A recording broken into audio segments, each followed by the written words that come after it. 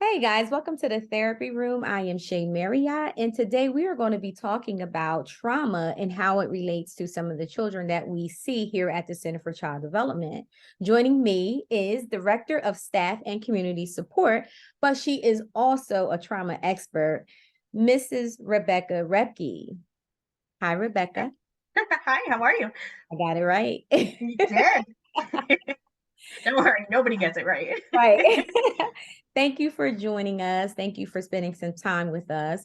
So today I wanted to have a brief conversation about trauma in children and what can people expect when they come to the Center for Child Development in regards to the different modalities that's available to treat trauma in children.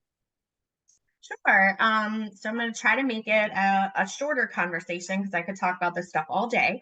However, I think there's a couple key things that people need to kind of know or expect in terms of working with children. Just working with children in general, we want to treat children and the children population not as adults. So we're going to be looking at using a lot of play with children, especially because that is the language of children. Mhm. So when we're treating younger children for trauma and anything really, we're going to be using a lot of play focused interventions. Um, that is the way that we can sort of connect with children and that they can learn and grow in therapy. One of the other pieces is that a lot of the trauma interventions that we're focusing on now at CCD are really interventions that combine a lot of the science of the nervous system. And so we're not just kind of looking at how we sort of maybe throw some things out there and how kids kind of respond to it. We're actually looking at science based interventions and evidence based interventions in order to treat children. We know that there's a lot of things around the polyvagal nerve and using kind of polyvagal informed practices in the playroom, which really looks at the idea that um, children really need to be safe and calm in order to be in their social engagement phase. And that phase for them is where they actually can be calm and they can learn. And so when we're seeing a lot of children have a lot of behavioral issues, we're really seeing a nervous system that's really overreactive. And it might be because of trauma. And so their nervous system is really sensing danger all the time, even when danger is not present. And we know that even adults and children alike who have experienced trauma, their nervous system really often gets it wrong. Mhm. And so we're trying to help them with neuroception. So understanding sort of that shift from safety to danger and what's kind of happening within their body and how they have to sort of feel safe in order to be able to get to that social engagement piece and not be in mobilization or immobilization. So we'll often see kids be mobilization, they're flighting, they're running, Right, right. or they're fighting, or you can have the immobilization where they kind of are, just like Freeze. freezing, not saying Yeah. anything, kind of crawling up under the covers, hiding under desks, like Mhm. wanting to kind of do those things. So we're looking at behavior from the perspective of a nervous system and not just okay, this kid has bad behavior or they're out of control. And Mhm. so what those things sort of say to us about what we need to do to help their nervous system respond differently in the environments that they're in. Okay. We use interventions. So a couple of us, myself included, and a couple other therapists, are currently trauma play certified. Trauma play is a modality that was created by Paris Goodyear Brown. And I have a couple of other clinicians that are working towards their certification at this point in that modality. Trauma play is a sequential model, but it's also flexible. So what that means is that there are definitely pieces of the model that we want to hit with children, like enhancing their safety and security, um, assessing their ability to cope and augmenting their coping abilities, soothing their physiology, like I talked about, like calming their nervous system, increasing emotional literacy, so helping them understand the feelings of themselves and others. Mhm. And then we kind of move into, after that, some play based gradual exposure to their trauma. And, that can be done through creating some trauma narratives or experiential mastery play. Then looking at the cognitions that are related to the trauma and shifting those, Mhm. and then making some positive meaning of the post trauma self. As well as in this model, what is really unique about it is that it's very attachment focused as well. So we Okay. try to pull the parent in as a partner or the caregiver or whoever the Mhm. child has in terms of someone that can support them, and really work around any attachment disruptions, attachment issues, because some of the attachment issues are really significant in terms of what we see later for behavioral issues and a lot of mental health issues that sort of increase over time as children get older. Right. So it's a really big, important piece to work with, especially if we can get these children in when they're younger, Mhm. to be able to help them learn how to form healthy attachments. Trauma really affects our attachment styles. So a lot of adults that have experienced trauma have disorganized attachment styles. Or other kind of negative attachment styles that sort of prevent them from forming healthy relationships. Right. um, Right.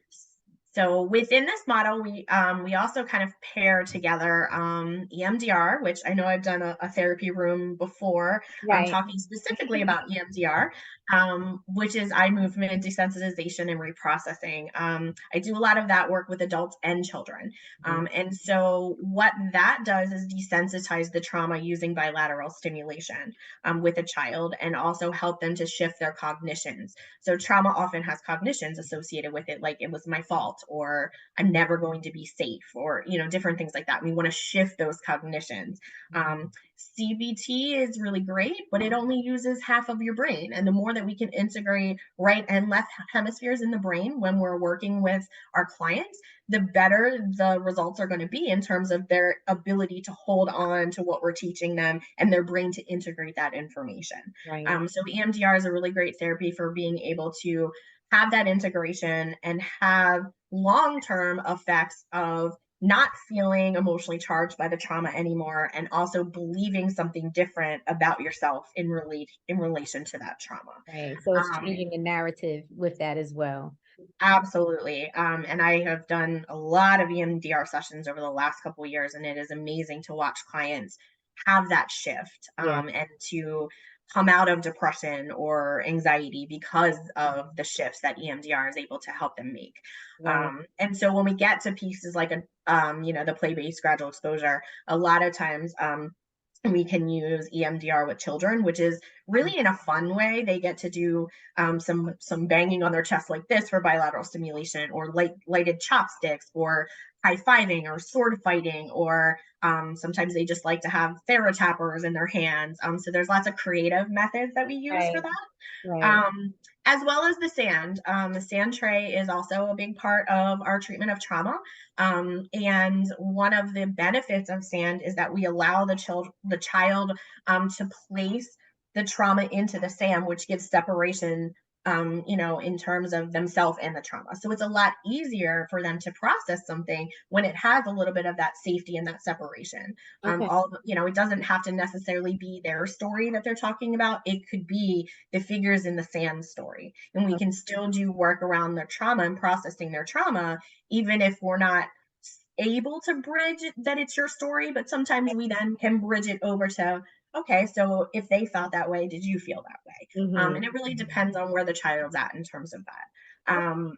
But I've done a lot of really great EMDR work as well using the sand with kids. They put the incident in the sand. We find the cognition. I have some really great cognition cards from Anna Gomez that I use. We put Okay. those in the sand, and then we kind of desensitize the picture, and we kind of get to a positive cognition. And sometimes they even change the image in the sand to reflect that positive cognition. Um, Nice. there's a lot of good work with Nice. those modalities, and kids really seem to enjoy them as well, because it gives them the opportunity to not really have to just go in and talk about something. Mhm. Mhm. Yeah. Yeah. It makes it easier for them. Wow. So this is all, I mean, this is great. And I think that it was important to have this conversation because a lot of people don't know what trauma play is. They don't know what EMDR is, and even a sand tray. So um when a client comes in, I know they all are they can kind of intertwine. But is it your choice to pick which one you're going to work with, or does the client get an option? How does that work for you when working with children? Bit of both, right? We want to meet our clients where they're at. I think that generally kids navigate to the sand tray. Thinking that. Yeah, I mean, they do. Right, And I'm sure the cleaning people love me because, there's sand everywhere. But I right, think they kind of do sort of get drawn to that sand because not only is it the work that they do in the sand, but it's also even just putting their hands in the sand can be very right, like regulating right. for kids. And Mhm. so that experience or the process of even creating a sand tray is a lot of the therapeutic value that happens. Obviously, I think that there are important pieces from the trauma play model, like making sure that there are emotional literacy and coping skills that we're always going to sort of want to help children with in terms of handling their trauma, because there's behaviors that are going on. There's, like I said, nervous system disruption. So we definitely feel like regardless of the model we're using, whether it be use of the sand for that regulation of their nervous system, we're still kind of looking at those same goals. um, some therapists maybe aren't EMDR trained, so they're going to process the narrative differently. It's still going to be helpful for the child to be able to do that. But they might use something more closer to a CBT or TFCBT kind of model when we get towards using the processing of what happened to the child. So I think it really is about what the child likes. There's some kids that I tend to use a little bit more child directed play. That's another model that's kind of all infused within these other three models, because child centered play really is about giving the child the lead and the therapist just tracking.